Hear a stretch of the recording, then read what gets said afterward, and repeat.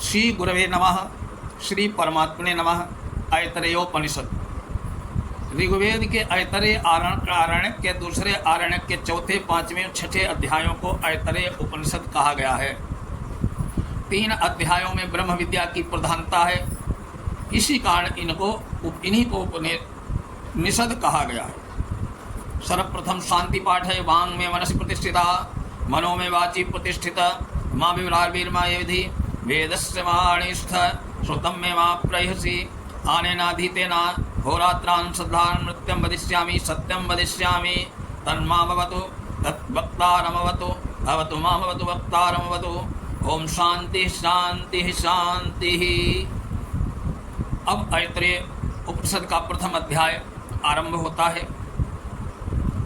प्रथम खंड है ओम आत्मा वा इदमेक एवाग्र आसीत् नान्य किंचन मिशत सईक्षत लोकानुसृजा इति।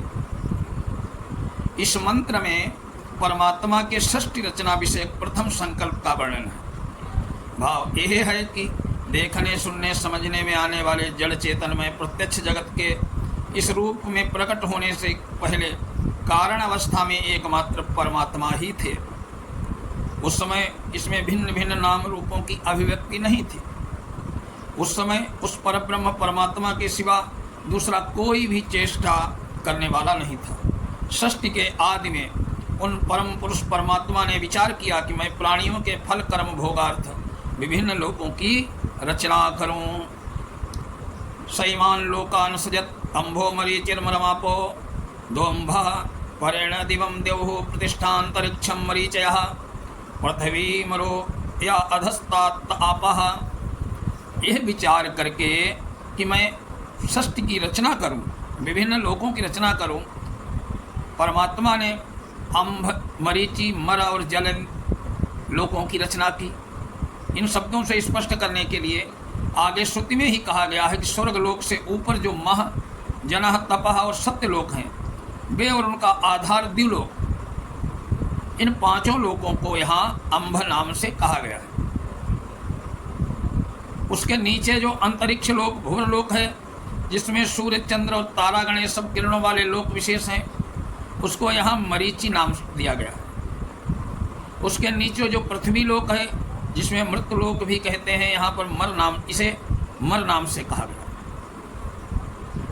तात्पर्य है कि जगत के जितने भी लोक त्रिलोकी चतुर्दश भुवन सप्त लोकों के नाम से प्रसिद्ध हैं, उन सब लोकों की रचना परमात्मा ने की।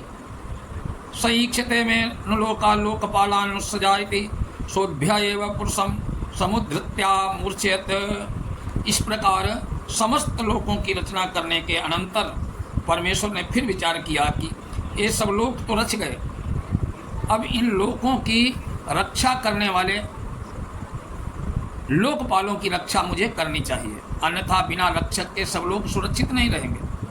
ये सोचकर उन्होंने जल में से अर्थात जल आदि सूक्ष्म महाभूतों से हिरण्यमय पुरुष को निकालकर उसको समस्त अंगोपांगों से युक्त करके मूर्तिवान बनाया।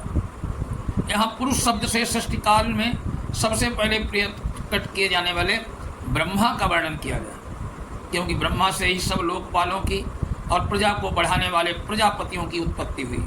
इस विषय का विस्तृत विश्लेषण, विषय का विस्तृत वर्णन शास्त्रों में पाया जाता है। ब्रह्मा की उत्पत्ति जल के भीतर कमल नाल से हुई, ऐसा ही भी वर्णन आता है। अतः यहाँ पुरुष शब्द का अर्थ ब्रह्मा मान लेना उचित पड़ता है। तमभ्य तपस्याभितस्तस्य मुखम निर्भिद्यत यथांडम मुखाद वाचोक निर्नासिके निर्विद्येताम नासिकाभ्याम प्राणः प्राणाद् वायुरक्षणे निर्विद्योतामक्षिभ्याम चक्षुषा आदित्यः कर्णे निर्विद्येताम कर्णाभ्याम श्रोत्रम श्रोत्रादिशस्त्वं निर्विद्यत्वचो लोमानि लोमभ्यरोस्तमनस्पतयो हृदयं निर्विद्यत् हृदयान् मनोमसश्चंद्रमा नाभि निर्विद्यत् नाभ्या अपानोपानमस्तु शेषनम निर्विद्यत् शेषनात् रेतो रेतसा आपा। इस प्रकार हिरण्यगर्भ पुरुष को उत्पन्न करके उसके अंग उपांगों को व्यक्त करके उद्देश्य से जब परमात्मा ने संकल्प रूप तप किया, तब उस तप के फलस्वरूप हिरण्यगर्भ पुरुष के शरीर से सर्वप्रथम अंडे की भांति फूटकर मुख छिद्र निकला। मुख से वाग इंद्रिय उत्पन्न हुई, वाग इंद्रिय से उसका अधिष्ठात्र देवता अग्नि उत्पन्न हुए। फिर नासिका के दोनों छिद्र हुए, उनमें प्राणवायु प्रकट हुआ, प्राणों से वायु देवता उत्पन्न हुए। यहाँ प्राणेंद्रियों का अलग वर्णन नहीं है, अतः प्राण इंद्रिय उसके देवता अश्विनी कुमार भी नासिका से ही उत्पन्न हुए, यूँ यहाँ समझ लेना चाहिए। इसी प्रकार रसना इंद्रिय उसके देवता भी अलग वर्णन नहीं, अतः मुख वाग इंद्रिय के साथ साथ रसना इंद्रिय उसके देवता भी उत्पत्ति हुई, ये समझ लेना चाहिए। फिर आँखों के दोनों छिद्र प्रकट हुए, उनमें से नेत्र इंद्रिय से उसका देवता सूर्य उत्पन्न हुआ। फिर कानों के दोनों छिद्र निकले, उनमें श्रोत्र इंद्रिय प्रकट हुई, श्रोत्र इंद्रिय से उसके देवता दिशाएं प्रकट हुई। उसके बाद त्वचा चर्म प्रकट हुई, त्वचा के रोम उत्पन्न हुए, रोमों से औषधियाँ वनस्पतियाँ उत्पन्न हुई। फिर हृदय प्रकट हुआ, हृदय से मन से अधिष्ठात्र देवता चंद्रमा उत्पन्न हुए। फिर नाभि प्रकट हुई, नाभि से अपान वायु से गुदा इंद्रिय का अधिष्ठाता मृत्यु देवता उत्पन्न हुआ। नाभि की उत्पत्ति के साथ ही गुदा छिद्र और गुदा इंद्रिय की उत्पत्ति भी समझ लेनी चाहिए। यहाँ अपान वायु मलत्याग के हेतु होने के कारण उसका स्थान नाभि होने के कारण मुख्यतः उसी का नाम लिया गया है, परंतु मृत्यु अपान का अधिष्ठाता नहीं है, वो गुदा इंद्रिय का अधिष्ठाता है। अतः उपलक्षण से गुदा इंद्रिय का वर्णन भी उसके अंतर्गत मान लेना उचित होता है। फिर लिंग प्रकट हुआ, उसमें वीर्य और उससे जल उत्पन्न हुआ। यहाँ लिंग की उत्पत्ति उपस्थेंद्रिय उसका देवता प्रजापति उत्पन्न हुआ, ऐसा समझ लेना चाहिए। इस प्रकार ऐतरेयोपनिषद के पहले अध्याय का प्रथम खंड ये संपूर्ण हुआ, दूसरे खंड होगा। नमस्कार, जय श्री